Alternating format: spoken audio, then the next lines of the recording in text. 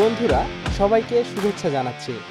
আমরা আজকে সিলেট শহর ঘুরে দেখব। তার জন্য আমরা দুপুরবেলা চাঁপাইনবাবগঞ্জ থেকে রাজশাহী রেল স্টেশনের উদ্দেশ্যে রওনা দিলাম। রাজশাহী রেল স্টেশনে পৌঁছে আমরা ট্রেনের জন্য অপেক্ষা করতে লাগলাম। অপেক্ষার পালা শেষ করে বিকেল 4টার সময় ঢাকার উদ্দেশ্যে আমাদের ট্রেন ছেড়ে গেল। ঢাকা বিমানবন্দর রেল স্টেশনে নেমে আমরা চা বিরতি সেরে সিলেটের উপবন এক্সপ্রেস ট্রেনের অপেক্ষা করতে লাগলাম।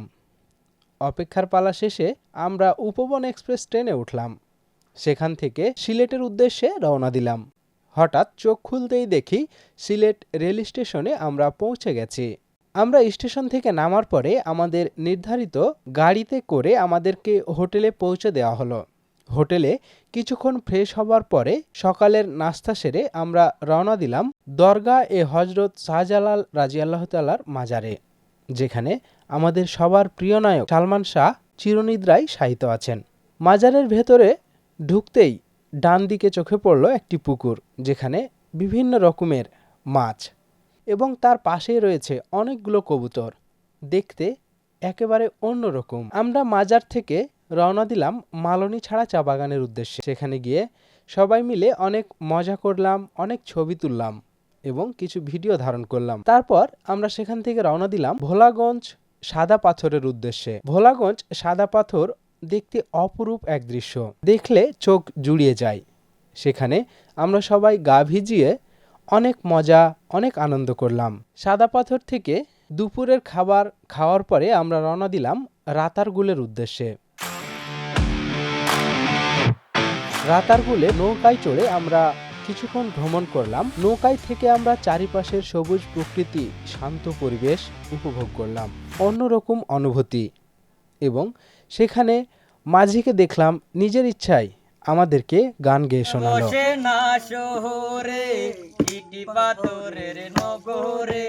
তাই তো আইলাম সিলেটে, তাই তো আইলাম সিলেটে।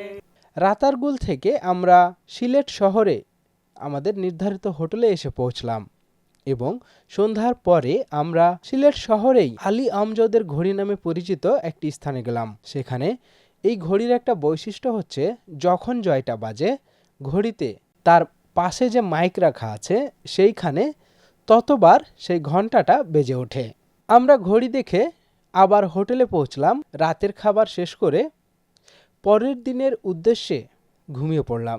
পরের দিন আমরা ঘুম থেকে উঠেই রওনা দিলাম আগুন পাহাড়ে, যেখানে পাহাড়েই অল্প একটু আগুনের ছোঁয়া পেলেই আগুন ধরে ওঠে এবং সব সময় অল্প বৃষ্টি হচ্ছে, তারপরেও কিন্তু পাহাড়ে আগুন জ্বলছে।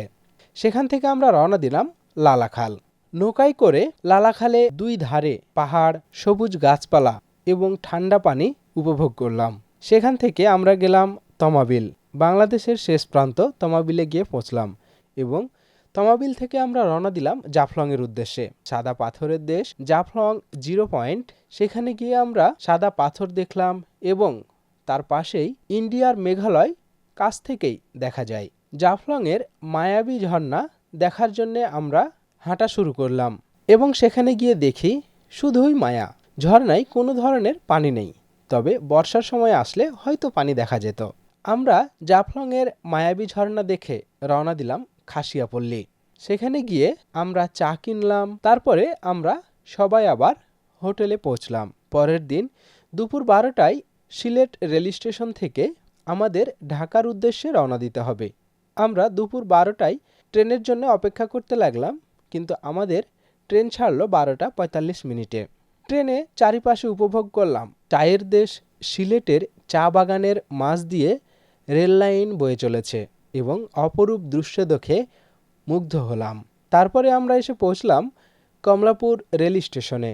সেখান থেকে আমরা রাজশাহীর উদ্দেশ্যে রওনা দিলাম। অবশেষে আমরা ভোরে রাজশাহী রেল স্টেশনে এসে পৌঁছলাম।